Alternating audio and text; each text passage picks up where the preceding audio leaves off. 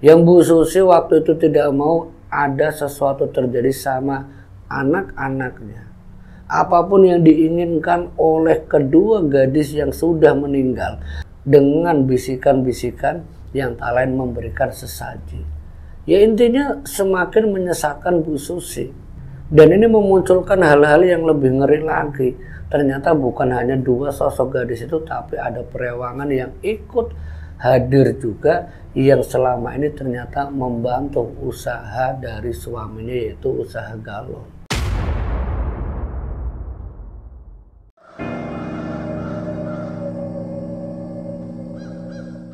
Assalamualaikum warahmatullahi wabarakatuh. Alhamdulillah wa syukurillah wa ni'matillah la haula wa la quwwata illa billah, amma ba'd.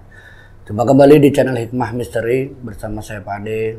Semoga kita dan Anda semuanya dimanapun kalian berada di Nusantara, dari Sabang sampai Merauke, semoga semuanya selalu dalam lindungan Allah Subhanahu wa taala, selalu dicurahkan keberkahan, nikmat sehat walafiat, dilancarkan rezekinya, dipanjangkan umurnya, dan dimudahkan dalam segala urusan, dan dijauhkan dari segala mara bahaya yang saat ini mungkin banyak sekali yang namanya bencana alam. Semoga kita selalu dalam lindungan, tetap kuat iman Islam dalam sehari-hari kita. Amin amin Allahumma amin.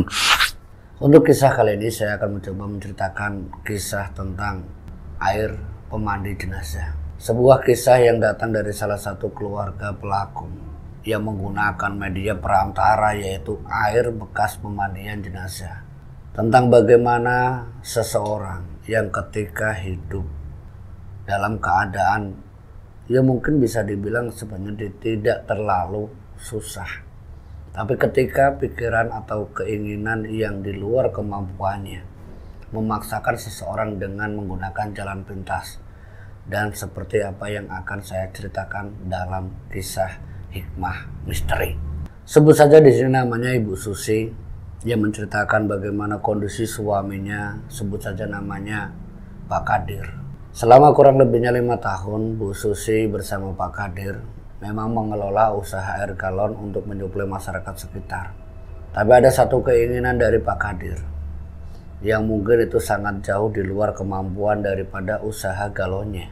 Sesuatu keinginan yang di luar batas kemampuan daripada pendapatan, dimana keinginan itu yang tak lain mungkin secara finansial orang itu menginginkan hal yang lebih.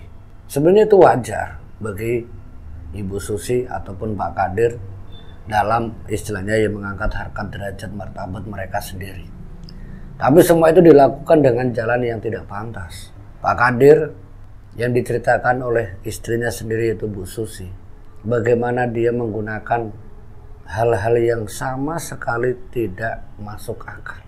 Awal mulanya Bu Susi bersama Pak Kadir datang ke salah satu yang terbilang orang pintar atau sababiyah, dengan maksud tujuan yaitu sababiyah agar usaha yang dia tekuni, dia lakoni itu bisa berkembang secara lebih baik. Ya mungkin pada awalnya sama sekali tidak ada keterkaitan dengan hal-hal yang bersifat, ya maaf, menyekutukan. Tapi secara tidak langsung apa yang dilakukan oleh Pak Kadir, dia sudah mempercayai orang tersebut dengan segala kemampuannya. Memang kita boleh percaya, tapi itu semua hanyalah perantara. Mereka itu diberikan sebuah amalan zikir. Amalan itu tulisannya Al-Quran, bacaannya pun Al-Quran. Tapi di dalam beberapa pekan, mungkin kurang lebihnya hampir 3 bulan lamanya, dengan apa yang dilakukan oleh Pak Kadir dan juga Bu Susi tidak seperti yang diharapkan. Mereka kembali mendatangi orang pintar yang lain. Intinya keduanya mulai seperti kayak terperangkap, terjerumus ke lembah, yaitu yang tak lain adalah lembah setan, lembah kesesatan. Satu orang pintar didatangi, keduanya didatangi juga. Saat yang kedua didatangi, mereka diberikan sebuah jimat. Dan jimat itu diminta oleh sang paranormal untuk ditaruh di sebuah tempat di mana usaha dia berjalan, yang tak lain adalah usaha galon air minum. Mungkin pada waktu tertentu usaha itu lancar, tapi tidak kuat sampai 40 hari. Setiap 40 hari kekuatan atau energi dari jimat tersebut sudah tidak ada fungsinya lagi. ya kembali bahkan jauh lebih sepi dari apa yang sebelumnya dia dapatkan. Dulu yang tidak pakai jimat hasilnya masih mending, masih cukup. Tapi ketika menggunakan jimat, setiap selesai 40 hari ketika Bu Susi sama Pak Kadir tidak datang ke dukun yang kedua, itu sudah pasti hasilnya akan hancur. Dan mereka pun harus datang. Dan ini yang membuat Bu Susi sama Pak Kadir seperti diperdaya oleh sang dukun. Karena untuk kedatangan pertama, kedua, ketiga, dan seterusnya, maharnya semakin hari semakin nambah. Dengan alasan kamu ingin lebih, ya harus maharnya lebih. Dan Bu Susi pun sekitar hampir 5 atau 6 kali datang ke paranormal yang kedua. Bu Susi menyarankan sama suaminya yaitu Pak Kadir, Pak, kita itu dimanfaatkan Pak, kita dapat banyak, maharnya banyak. Kalau kita seperti ini untuk apa Pak? Mendingan kita tidak usah ikuti apa yang dilakukan oleh sang dukun. Nah terus gimana Bu? Tanya Pak Kadir. Kita harus cari orang lagi Pak, orang yang lebih sakti agar apa yang kita selama ini lakukan dengan jimat ini biar terputus, agar usaha kita tetap lancar. Kita harus mendatangi orang yang lebih sakti lagi. Sudah beberapa bulan, kurang lebihnya mungkin hampir 1 tahun, Bu Susi sama Pak Kadir silih berganti cari orang pintar. Dan orang pintar yang ketiga inilah yang dengan media perantara yang tak lain adalah air bekas memandikan jenazah. Yang waktu itu Bu Susi sempat kaget. Kok air bekas mandi jenazah Mbah? Iya, karena kamu usahanya di air galon lagi. Jadi itu sangat mudah. Tapi yang paling utama, si Mbah jelaskan, kalau kamu bisa mendapatkan air bekas jenazah yang jenazah itu masih gadis. Ingat, yang masih gadis. Jangan yang sudah tua renta. Mbah nyarinya kan susah. Sesuatu yang ingin kamu dapatkan lebih tentu tidak mudah jalannya. Ada jalan yang lebih mudah tapi hasilnya kurang. Kamu mau? Ditawari Pak Kadir sama Bu Susi oleh sang dukun. Nah waktu itu Pak Kadir, iya Mbah saya terima syarat yang pertama saja. Dengan media air bekas mandi jenazah yang tak lain seorang perawan atau gadis. Setelah kesepakatan antara Pak Kadir dan juga Mbah Dukun, mereka itu tidak serta-merta langsung selesai atau mendapatkannya. Butuh perjuangan lagi. Bu Susi sama Pak Kadir mungkin kurun waktunya hampir 4 bulan lamanya dia nyari air bekas pemandian jenazah yang tak lain seorang gadis. Butuh 4 bulan. Dari kampung sebelah sampai ke beberapa kampung itu ditelusuri semua. Itu ya kayak sesuatu yang mungkin membuat Bu Susi agak risih waktu itu. Tapi tidak bagi suaminya yaitu Pak Kadir. Pak Kadir tanpa ragu dia menanyakan di satu tempat dia tinggal di kampung sebelah atau kampung lainnya, Pak di sini ada anak gadis yang meninggal enggak Pak? Selama 4 bulan baru ketemu. Anak itu usianya mungkin sekitar 15 tahun. Anaknya masih duduk di bangku SMP. Mendengar kabar ada anak gadis yang meninggal secara mendadak. Yang meninggalnya pun kata beberapa warga sekitar itu tak wajar. Dia mengalami kecelakaan yang membuat dia itu sempat dirawat di rumah sakit, cuman tidak tertolong. Mungkin sudah jalan hidupnya, jalan mautnya. Mendengar kabar kalau anak gadis itu sudah meninggal, Pak Kadir mengabarkan ke istrinya itu Bu Susi. Bu, ada kabar baik Bu. Apa? Di sana ada anak gadis yang meninggal. Kita harus ke sana Bu. Ya sudah Pak, kapan? Ya secepatnya. Mereka itu berangkat sekitar mungkin jam 6 pagi ke kampung sebelah. Karena mungkin yang namanya memandikan jenazah itu biasanya pagi. Saat itu sampai di sana benar lagi dimandikan. Itu bukan satu kampungnya Pak Kadir. Saat itu Pak Kadir walaupun dia itu bukan orang situ, tapi Pak Kadir itu ya seolah-olah sok sibuk. Maaf bahasanya saya sok sibuk. Pak Kadir setelah selesai jenazah itu dimandikan dan air itu hendak dibuang, Pak Kadir itu meminta secara langsung, Pak biar saya aja yang buang air ini. Iya Pak silahkan monggo. Dengan maksud tujuannya Pak Kadir air itu pun dibawa. Ya sebagian air yang bekas memandikan jenazah tadi dia bawa ke belakang rumah dan di situ ditampung, di mana istrinya sudah nunggu dengan memakai galon. Galonnya tidak terlalu besar, galon aqua atau galon apa, ditaruh di situ. Yang alasannya ya sudah dibuang, ember itu dikembalikan ke tempatnya. Dia sudah dapatkan air galon bekas jenazah perawan. Setelah mendapatkan air tersebut, Bu Susi bergegas langsung meninggalkan tempat jenazah tadi dimandikan. Mereka tidak layak, tidak istilahnya sampai mengantar ke pemakaman. Mereka berdua pulang ke rumahnya. Sampai di rumah, air yang digunakan untuk mandi jenazah ini, Pak Kadir sama Bu Ayu itu masih bingung. Karena ada mantra-mantra yang harus dia baca. Nah waktu itu mereka itu belum tahu harus bagaimana caranya. Akhirnya mereka kembali lagi ke sang dukun. Air galon dia penuh dibawa ke sang dukun, di situ diritualkan oleh dukun dan juga oleh Pak Kadir. Bu Susi cuman ada di ruangan tengah menunggu antara Pak Kadir dan Mbak Dukun itu selesai ritual. Saat ritual yang dijelaskan oleh Bu Susi, sesuatu yang mungkin di luar nalar itu memang ada. Sosok gadis yang meninggal karena kecelakaan itu seperti kayak melintas masuk ke dalam kamar ritualnya Mbak Dukun. Ya hanya sekelebatan, seberapa detik, cuman itu kayak nyata. Apalagi itu rumah sang dukun.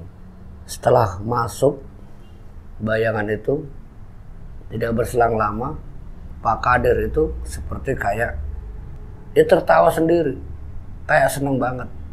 Kamu jadi perewanganku. Dengan tawanya, pokoknya dengan kebahagiaan.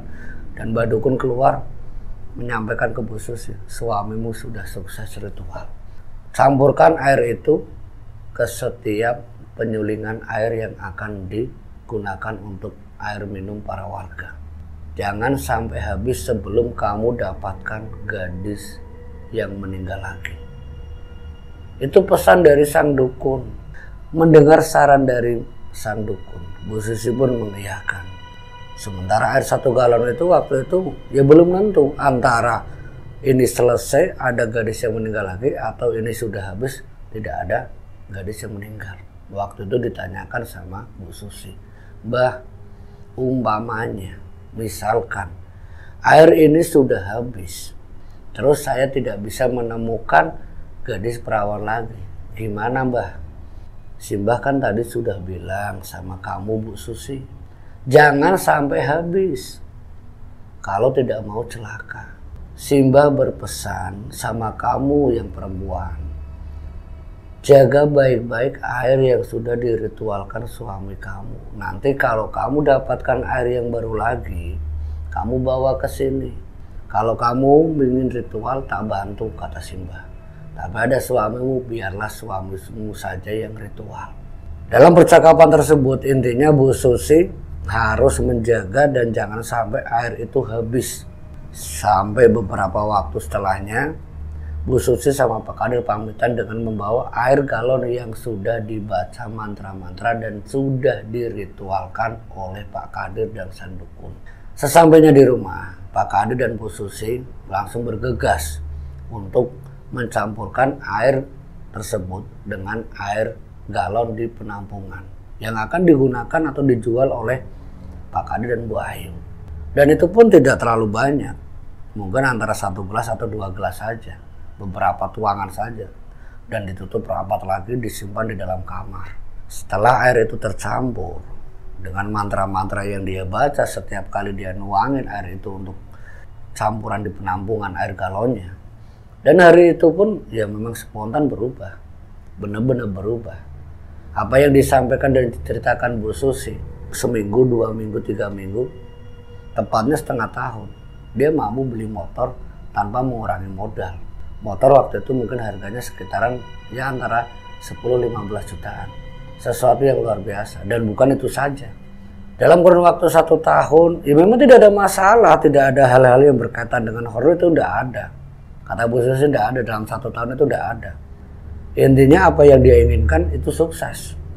Rumah yang mampu direnovasi, tempat penampungan airnya juga makin diperbesar. Karena ya usaha air galonnya itu makin sukses. Bahkan usaha galon-galon yang lain itu ya kayak tersisihkan. Banyak yang datang ke situ yang meminta air galon dari Pak Kadir. Sampai dikenal dari beberapa kampung-kampung yang menginginkan air galon dari Pak Kadir. Tapi mereka semua itu udah tahu. Yang mereka minum itu ada campuran bekas air mandi jenazah seorang gadis. Selang 1 tahun berlalu, ketika air itu yang setiap kali dia campurkan di penambungan yang 1 gelas dengan mantra, ketika air tersebut tinggal sedikit. 1 tahun itu tidak ada kabar kalau ada gadis lagi yang meninggal. Ini tentu menjadi PR bagi Bu Susi dan juga Pak Kadir. Dan Pak Kadir Bu sempat menanyakan sama Bu Susi, "Bu, ini gimana ini Bu? Air sudah sedikit Bu. Aku tidak mau Bu, nanti orang-orang pada kabur Bu. Ya Bapak cari, mungkin di kampung A, B, C. Kalau ada yang meninggal seorang gadis, cari aja Pak. Untuk usaha mendapatkan ya air bekas memandikan jenazah seorang gadis. Yang kedua itu ya didapatkan lagi. Ketika waktu itu mungkin hanya tinggal beberapa liter saja. Dia dapatkan kembali. Dia ritualkan kembali sama Pak Kadir. Sewaktu ritual itu ya tidak ada hal-hal yang benar-benar ditakutkan sama Pak Kadir ataupun Bu Susi. Setelah sampai di rumah, kembali dia lakukan hal yang sama. Sesuatu mulai terjadi.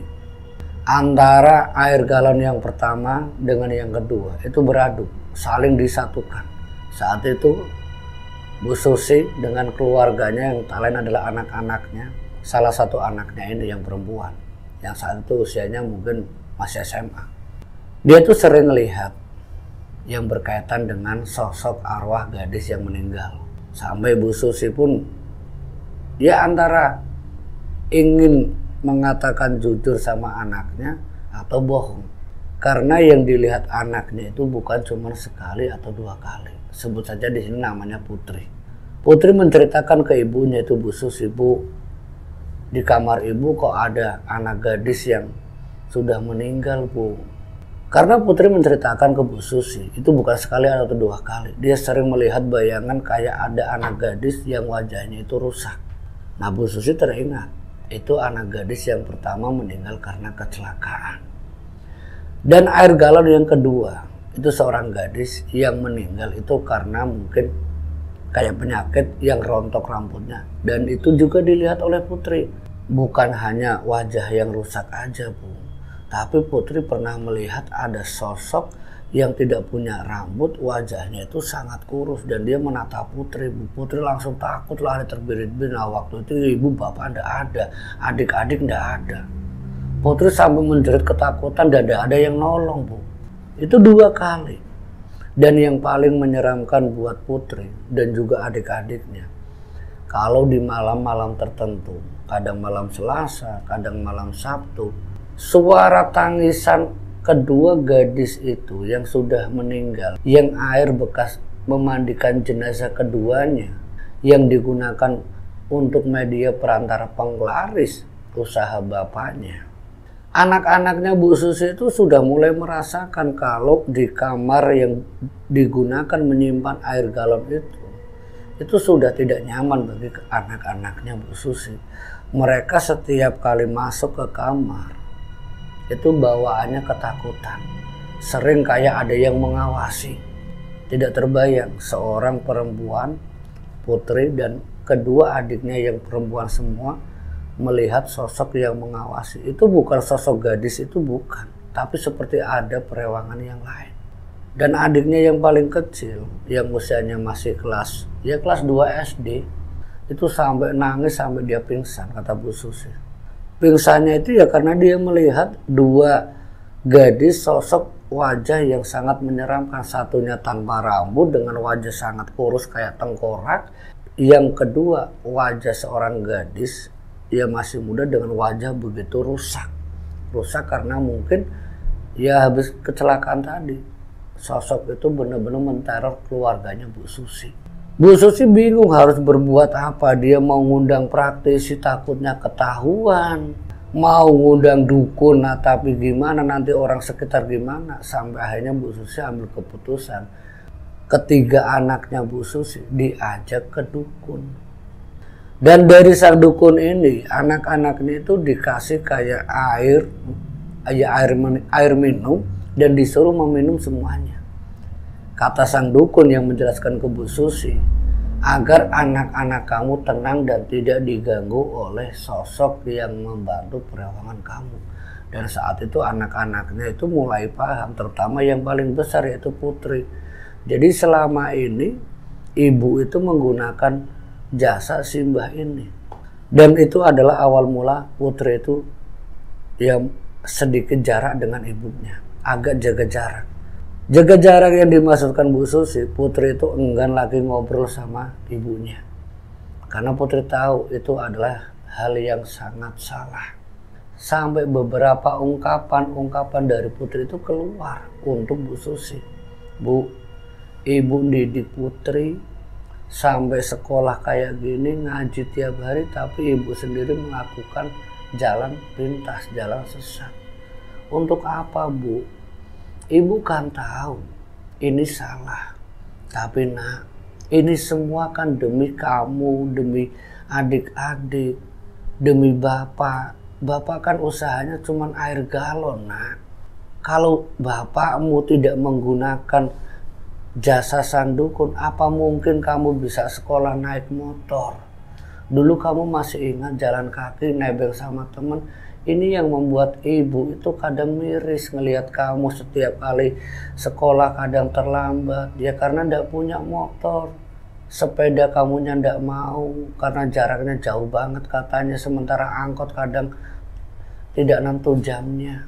Ibu itu mikirnya buat kamu biar kamu bisa punya motor, bisa sekolah. Dan sekarang kamu sudah lihat kan, bapak kamu, adik-adik kamu semuanya sudah terpenuhi. Putri terdiam sejenak karena merasa salah sudah dia bilang sama ibunya. Dan waktu itu Bu Susi yang sempat menjelaskan ke Putri, yaitu anak yang paling besar, semua itu bukan masalah soal finansial, nah, tapi ini juga soal ya harga diri ibu, bapak, keluarga kamu. Kamu ndak tahu, kamu itu masih terlalu kecil. Bagi ibu kamu itu ya anak ibu. Kamu tahu ndak bagaimana keluarga ibu ketika ibu tidak punya apa-apa dengan kamu, adik-adik kamu yang menjadi harapan ibu untuk kedepannya. Ibu itu kadang nangis nak tiap hari. Kepingin ya kamu, adik-adik kamu itu senang. Tapi Putri sempat ya memotong pembicaraan Bu Susi. Bu, tapi ini kan salah, Bu.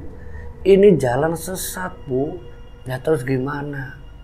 Apa ibu harus mengundang Pak Kiai biar semua orang tahu kalau ibu selama ini menggunakan penglaris begitu? Apa kamu pingin ibu itu malu? Putri terdiam. Anaknya Bu Susi terdiam, bingung harus ngomong apa sampai dia cuma nangis. Saat itu dipeluk sama Bu Susi. Kamu yang sabar. Ibu yakin dan pasti suatu saat ibu juga pasti akan berhenti untuk hal ini. Ibu tidak mau kamu terus-terusan seperti ini menganggap ibu itu setan, iblis. Ibu sadar, nah ibu sadar. Tapi entah kapan. Itu memang sudah direncanakan oleh Bu Susi ketika Putri sempat nangis-nangis di pelukan ibu kandungnya. Mulai saat itulah apa yang diharapkan oleh Putri ya mulai dilakukan oleh ibunya yaitu Bu Susi. Namun sesuatu terjadi sama keluarganya Bu Susi. Semenjak anak-anaknya dibawa ke sang dukun agar tidak ketakutan dengan sosok kedua gadis yang akhirnya digunakan untuk media perantara usaha bapaknya. Namun hal itu tidak membuat ketiganya itu seperti tertutup mata batinnya. Mereka masih melihat setiap waktu, setiap saat. Itu yang tadi saya ceritakan di awal, tiap malam Selasa ataupun malam Sabtu, mereka itu datang seperti kayak meminta sesuatu. Yang dikhawatirkan Bu Susi, yang dia minta itu, ya maaf bahasanya tumbal nyawa. Yang Bu Susi waktu itu tidak mau ada sesuatu terjadi sama anak-anaknya. Apapun yang diinginkan oleh kedua gadis yang sudah meninggal, dengan bisikan-bisikan yang tak lain memberikan sesaji. Ya intinya semakin menyesatkan Bu Susi. Yang tadinya tidak ada ritual sesaji di rumah, harus dilakukan oleh Bu Susi sama Pak Kadir. Dan ini memunculkan hal-hal yang lebih ngeri lagi. Ternyata bukan hanya dua sosok gadis itu, tapi ada perewangan yang ikut hadir juga, yang selama ini ternyata membantu usaha dari suaminya, yaitu usaha galon. Semenjak mengetahui kalau dibalik perantara air bekas jenazah tersebut itu hanya sebuah media, yang utama ternyata ada kaitannya dengan perewangan yang sesungguhnya, yang lain adalah sosok genderuwo. Melihat hal tersebut dan menyaksikan secara sendiri setelah dia ritual beberapa kali, Pak Kadir dan Bu Susi kembali ke sang dukun. Mbah, ini gimana Mbah, kok ada genderuwo kayak gini Mbah di rumah saya? Kalau kamu ndak ingin sukses, ya sudah, kamu ndak usah minta bantuan saya. Saya kan dulu sudah pernah jelaskan, kamu maunya yang kayak gimana, katanya pingin yang cepat sukses, cepat kaya. Dan sekarang kamu sudah dapatkan segalanya, mobil kamu punya, rumahnya juga sudah punya, tanah juga sudah kamu beli, kurang apa? Sekarang sosok itu cuma minta sesaji, tidak lebih. Tapi Mbah, kalau nanti minta sesuatu yang lebih berupa tumbal nyawa gimana Mbah? Tidak ada. Kata Mbah Dukun tidak ada. Waktu itu Bu Susi merasa lega mendengar apa yang dikatakan oleh sang dukun. Dan semenjak saat itu Bu Susi sama Pak Kadir berharap memang tidak apa-apa ritual-ritual, yaitu memberikan sesaji di kamar tidurnya, itu masih dilakukan. Dan semenjak ritual itu dilakukan, ketiga anaknya, itu putri dan kedua adiknya, ini ya kayak diteror beneran. Tapi Bu Susi yang sebagai ibu, ketika melihat anak-anaknya itu diteror dengan ketakutan, menjerit sampai yang jatuh sakit, sampai ada yang bolak-balik ke rumah sakit, Bu Susi berujar dalam dirinya, jangan ambil anak-anakku, jangan buat sakit anakku, tapi ambillah aku atau suamiku yang sudah melakukan dan menyembah kamu. Secara terang-terangan itu dari ungkapannya Bu Susi sama sesembahannya sendiri. Bu Susi sudah sadar semenjak putri menjelaskan, mungkin pada awalnya cuman hanya dzikir, amalan, sampai jimat, sampai perantara media air jenazah, sampai yang namanya genderuwo itu dilakukan oleh Bu Susi. Dalam tanda kutip di sini, Bu Susi sudah terjerumus ke dalam penglaris pesugihan. Yang awalnya hanya ya ingin biasa-biasa saja, tapi karena keinginan yang di luar batas kemampuan dari Pak Kadir sendiri, jalan pintas itulah yang akhirnya masuk di dalam benak pikiran yang dibantu oleh jin iblis yang menjerumuskan Pak Kadir dan Bu Susi. Dan semenjak saat itu dia harus terima kenyataan kalau suaminya meninggal dunia. Dia lebih memilih antara dirinya atau suaminya untuk dijadikan tumbal sebagai syarat terakhir. Karena melihat kondisi putri, kedua adiknya yang sering sakit-sakitan, ya dia tahu ciri-ciri orang yang akan ditumbalkan itu bagaimana. Bu Susi menjelaskan, anaknya sering melamun, tiap malam ngigonya ndak karuan, gampang sakit, mudah kesurupan. Tapi Bu Susi yang waktu itu memang tidak mau ada tetangga atau orang yang tahu kalau dibalik apa yang dialami anak-anaknya itu karena teror penglaris pesugihan. Ya Bu Susi berusaha sebisanya dia. Setelah suaminya Pak Kadir meninggal, air bekas mandi jenazah yang sudah habis, Bu Susi tidak nyari lagi. Dia tidak mau ketergantungan dengan air galon tersebut. Tapi sedikit demi sedikit karena Bu Susi tidak melakukan ritual itu lagi, ya mungkin yang namanya penglaris atau pesugihan, harta itu ya pasti akan terkikis sedikit demi sedikit. Dan itu berlangsung beberapa tahun sampai putri dewasa, sampai putri menikah, tapi semuanya sudah kayak tidak ada hal-hal yang pernah dicapai oleh Bu Susi. Sampai beberapa tahun setelahnya, semenjak Pak Kadir itu meninggal, Bu Susi yang memang tidak mau ada orang yang tahu apa yang sudah dia lakukan, dia berusaha menjalankan ya secara taubatnya sendiri. Dia cuma yakin, iman, kalau Allah akan melindungi setiap hamba yang mau kembali ke jalan yang benar. Cuman itu keyakinannya Bu Susi. Apa yang dilakukan oleh Bu Susi untuk kembali ke jalan yang benar, dia harus merelakan harta benda yang dia dapat lewat perewangan. Dan itu harus dialami oleh Bu Susi sedikit demi sedikit. Usaha galaunya banyak yang komplain, anaknya sakit-sakitan. Jadi Bu Susi yang memang dibilang dia takut, khawatir, cemas ya sudah pasti. Karena khawatir kalau anaknya itu ditumbalkan. Tapi dia berujar sendiri, ambil nyawaku, jangan anak-anakku. Tapi dia mendapatkan bisikan, aku ambil hartamu. Dan harta itu ya memang diikhlaskan secara lahir batin oleh Bu Susi. Biarkan harta itu habis begitu saja. Yang penting anak-anaknya selamat. Dan Bu Susi pun dia merasakan kalau dia harus sakit, harus bagaimana. Dia berpesan sama putri, jangan pernah kamu panggil praktisi atau siapapun agar orang tidak tahu apa yang pernah dilakukan ibu. Cukup ibu dan kamu anakku yang tahu apa yang sudah ibu lakukan selama ini. Dan ibu pesan sama kamu putri, anakku yang paling besar, ketika kita jatuh miskin jangan pernah takut. Sesuatu bakal terjadi untuk kita. Yang tak lain adalah takdir dari Sang Pencipta Allah Subhanahu wa Ta'ala. Kita yakin ke situ aja. Dan disitulah mulai yang namanya istilahnya hancur, berantakan dan sebagainya. Itu memang sudah jalan hidup dari Bu Susi. Musibah itu tak lain cara iblis mengambil harta benda yang pernah diberikan ke pelaku penglaris pesugihan. Nah, dari cerita ini kita bisa ambil hikmah dan pelajarannya. Saya Pak Ade.